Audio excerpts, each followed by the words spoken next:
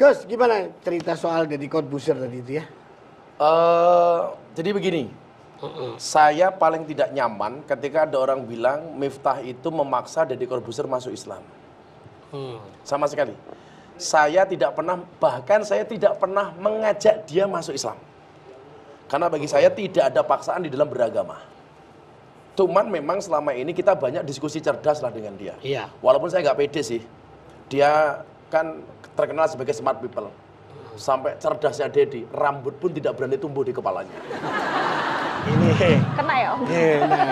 Tapi dari diskusi-diskusi cerdas itu kemudian dia tertarik masuk Islam. Iya. Contoh begini, ketika dia tanya sama saya soal bagaimana saya harus memahami agama. Maka saya bilang, orang memahami agama itu akal yang mengikuti hati, bukan hati yang mengikuti akal. Dia dibilang, nggak bisa, akal itu utama.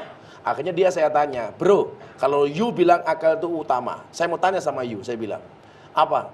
Cinta itu yang benar dari mata turun ke hati atau dari hati naik ke mata?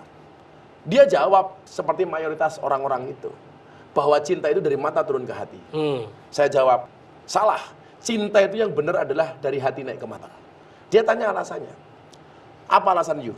Saya bilang, kalau cinta itu dari mata turun ke hati, maka selamanya kamu tidak akan pernah mencintai Allah. Karena matamu tidak pernah melihat Allah.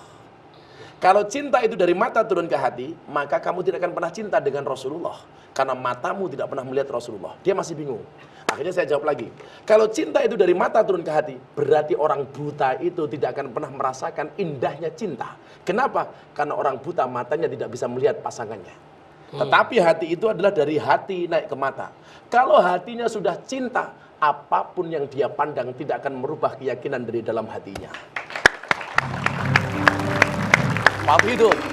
Dan alhamdulillah akhirnya dia tertarik masuk Islam. Seminggu sebelum masuk Islam dia telepon saya. Bro, I will to be a Muslim. Saya pengen masuk Islam. Saya jawab, jangan. Loh, kenapa Gus? Jadi orang Islam itu berat, Ferguson. Berat, saya bilang. Berat piye maksudnya? Ya berat. Kamu gak akan kuat. Cukup aku saja, saya bilang. Tahu nggak Om? Oh, di Dilan. Kolonial sih. Oh, Dilan. Waktu itu dia bilang begitu. Tapi dia ngeyel. Nggak bisa. Saya bilang, ya sudah, lu masuk Islam dari yang lain saja deh, nggak urus dari gua. Saya khawatir kalau kamu masuk Islam dari saya dipikir saya pencitraan, saya cari popularitas dan lain sebagainya karena you orang terkenal, saya orang biasa. Akhirnya dia bilang, kan Gus pernah bilang sama saya. Pernah bilang apa? Saya bilang, kalau saya harus masuk Islam, Gus pernah mengatakan, wajah Islam saya besok itu tergantung pintu masuknya. Memang saya pernah mengatakan sama dia begitu Om. Kalau pintu masuknya orang yang keras, maka Islammu akan penuh dengan kekerasan. Kalau pintu masuknya orang galak, maka Islamnya galak. Tapi sebaliknya, kalau pintu masukmu ke dalam Islam orang yang ramah, maka Islammu akan menjadi yang ramah dan menyenangkan. Langsung dia bilang, kalau saya harus masuk Islam melalui pintu yang menyenangkan, this is you, not others, dia bilang. Ini adalah kamu, bukan yang lain. Saya tanya Om, kenapa kamu bilang Islam saya menyenangkan? Jelas, kamu pengajian di kampus diterima, di pondok pesantren diterima, di jamaah umum diterima, di kafe diterima, sama WTS diterima. Kan menyenangkan, dia bilang. Ngomong-ngomong ada yang tobat bener.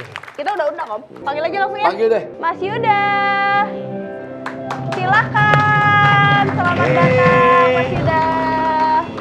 Mas Yuda. Om, kalau gitu ngobrol deh Om, silakan ya, aku ke belakang dulu ya, biar Kamu pada kemana? akrab gitu. Kamu ke belakang. Ya kan? Tadi katanya setan Om, mau ke belakang deh, ntar balik lagi ya, ada. Yuk, Pak.